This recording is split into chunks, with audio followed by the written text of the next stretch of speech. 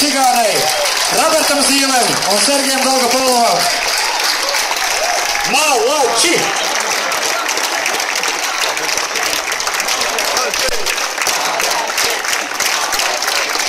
Es gribu pateikt paldies stāstu komediantam Rodolfam.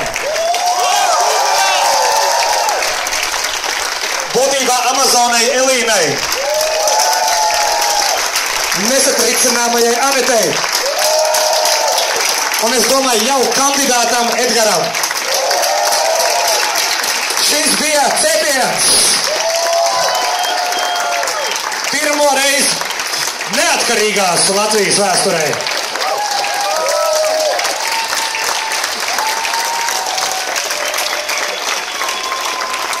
Un, lai to nostiprinātu ar kārtīgu kliezienu, mēs atteicām Kārlim Kazākam, bet pieturējāmies pie Toma Grēviņa.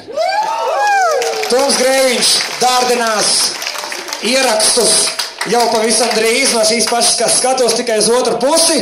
Sakam paldies politiķiem, sakam paldies cepinātājiem, un es domāju, ka uz nākamo cepienu politiķi nāks paši, klauvēs pie durvīm, lidīs ārā no smētētavām un lūksies uz ceļiem, lai viņus pacepina, pateicoties šiem 4 drosmīgajiem. Paldies arī jums, kolosāla auditorija! Kolosāls būv un kolosāla aplaus un kolosāla pilsoniskā apziņa arī gribētos teikt. Un tagad ļausim politiķiem iejukt pūlī.